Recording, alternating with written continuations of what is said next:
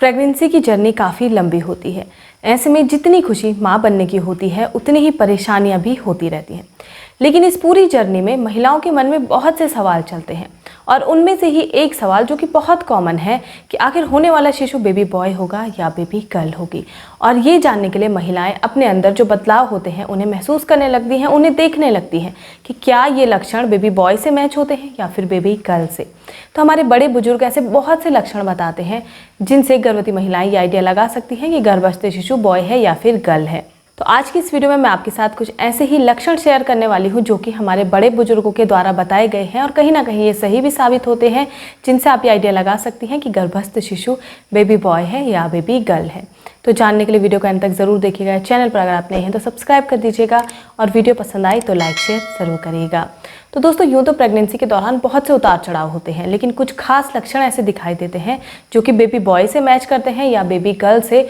और ये मैं नहीं कह रही हूँ, ये हमारे बड़े बुजुर्ग कहती हैं। ये जो पहले दाइयाँ डिलीवरी करवाती थी उनका ये अंदाज़ा है और उनका ये अंदाज़ा गलत भी नहीं होता था।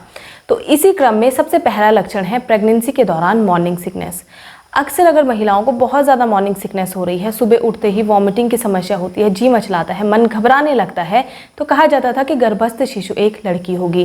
वहीं अगर मॉर्निंग सिकनेस नहीं है, सुबह उठकर तो कोई प्रॉब्लम नहीं होती है, लेकिन जैसे जैसे दिन ढलता है शाम के टाइम पर वॉमिटिंग होती है, जी मचलाने लगता है, घबराहट होने लगती है, तो बड़े बुजुर्गों का कहना था कि गर्भस्थ शिशु ऐसे में एक लड़का होता है। दूसरा लक्षण है पेट का आकार। यूँ तो प्रेगनेंसी के दौरान पेट तीसरे महीने से निकलना शुरू हो जाता है, लेकिन कई बार 5वें महीने में भी ये दिखना शुरू हो सकता है।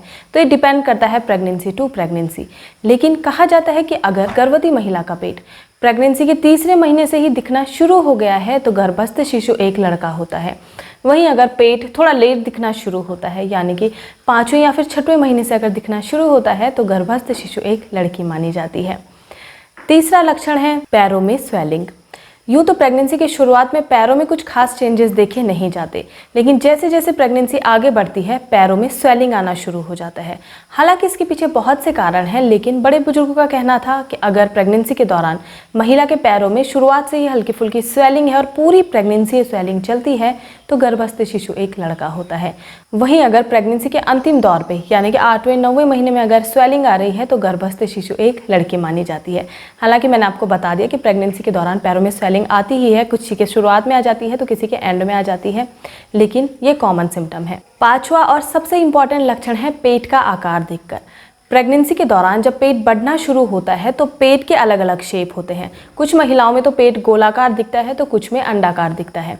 तो कहा जाता है कि अगर गर्भवती महिला का पेट ओवल शेप में है, पेट नीचे की तरफ लटका हुआ है तो गर्भस्थ शिशु एक लड़का होता है। वहीं अगर पेट बिल्कुल गोलाकार है, चारों तरफ से भरा हुआ है तो गर्भस्थ शिशु एक लड़की मानी जाती है।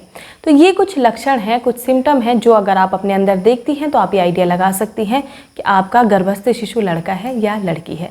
हालांकि मैं बता चुकी हूँ ये अंदाजे हमारे बड़े बुजुर्गों के द्वारा लगाए जाते थे और आज के टाइम में भी ये कहीं ना कहीं सही भी साबित होते हैं, लेकिन फिर भी इनका साइंटिफिक आधार नहीं है।